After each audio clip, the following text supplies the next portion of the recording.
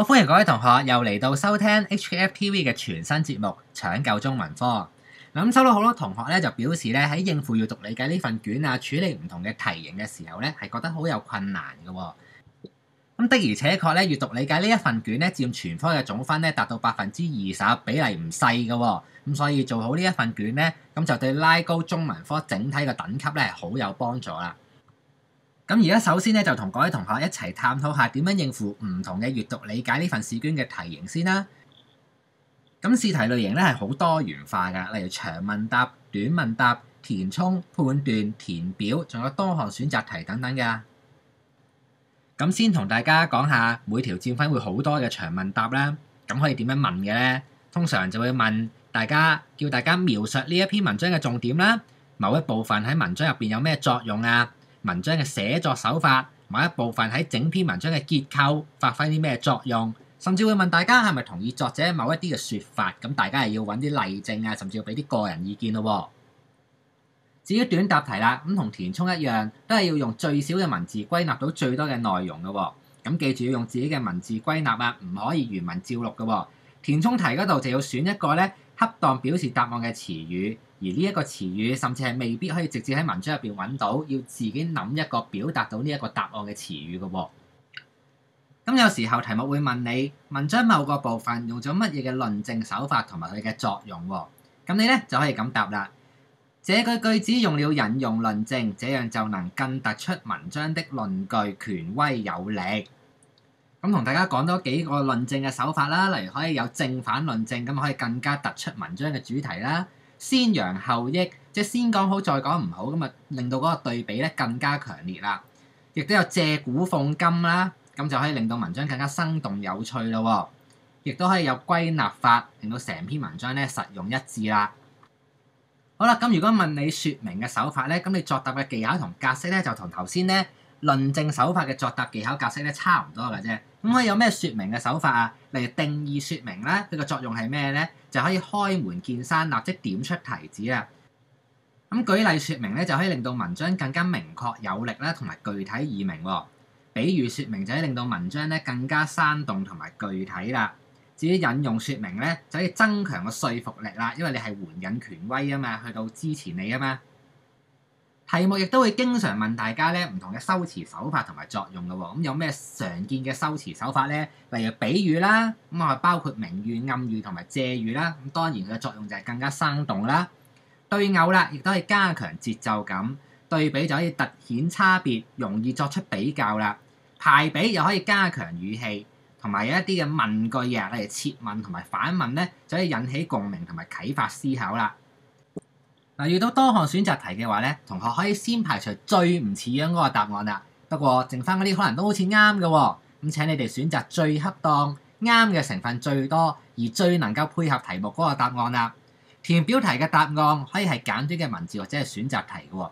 如果係選擇題嘅話，請你哋小心留意，睇下佔分幾多，確定要選擇幾多個答案啊。因為多選嘅話咧，好可能會被倒扣分數嘅喎。咁點解咁做咧？如果唔係你全部揀晒啱嘅答案，必然包括咗喺入面噶嘛。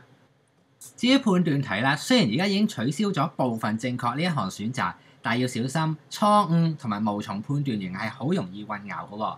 可能一個關鍵嘅字眼已經令到成句嘅意思喺你哋嘅判斷選擇已經會唔同噶啦喎。例如某某指出一樣嘢，或者某某認為一樣嘢，有咩唔同咧？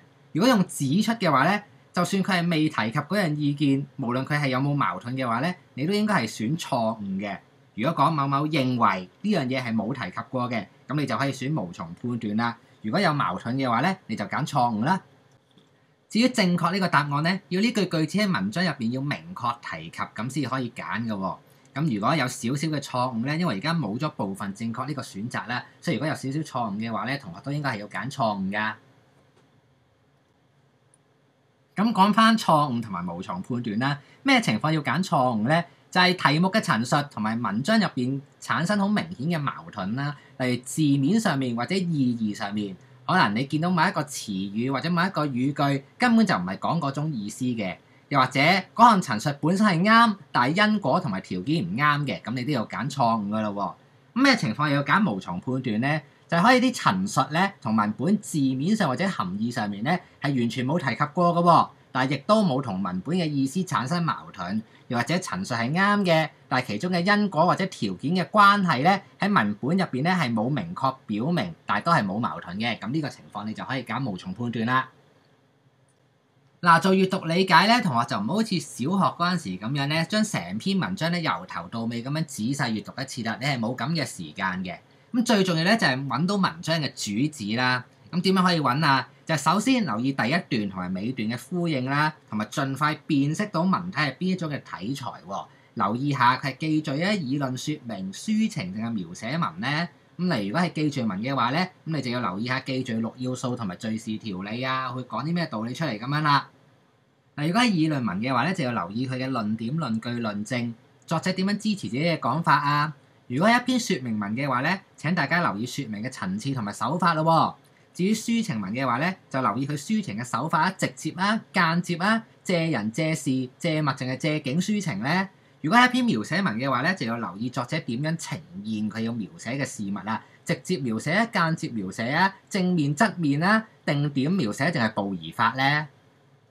嗱，同學咧要仔細閱讀嘅應該係題目而唔係嗰篇文章喎，必須要注意審題、分析題目嘅類型啦，盡快揾到題目嘅重心，先至可以比較容易揾到答題嘅方向嘅喎。嗱，考生咧可以喺題目嘅關鍵字眼上面加上記號啦。喺文章入面，你覺得有用嘅地方，亦都可以加上記號，鎖定作答嘅範圍啦。嗱，記住要理解篇章嘅結構同埋層次喎，留意起承轉合，部分嘅文章可能會留有餘地俾讀者自行思考㗎。嗱，標點符號咧，同學亦都唔好忽略喎，因為好多時標點符號咧有揭示文意嘅作用㗎。例如冒號咧，當然就係帶出下文啊，或者帶出説話啦。引號咧就會帶出説話嘅內容啊，甚至係另類嘅意思嘅喎，亦都係可以括住一啲專有嘅名詞或者最重點嘅詞語㗎。分號咧又可以表示並列、對比同埋轉折咁樣，所以記住要留意埋標點符號啊。好啦，亦都希望大家咧溫下文言文啦，同埋曲啦、詩詞，例如古體詩、近體詩同埋新詩三者嘅分別啦。嗱，講到文言文咧，同學可能會好驚嘅喎。咁不過，如果過分艱深嘅話咧，係會有注解嘅，但係唔多嘅喎，唔好過分依賴啦。咁同學都要平時靠一啲浸淫嘅文言文嘅作答技巧啦。咁首先咧，見到文言文咧，可能有好多字咧，大家係唔識嘅喎。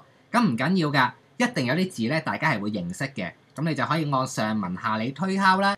咁有80%嘅中文字咧，其實係用個部首表達意思嘅喎。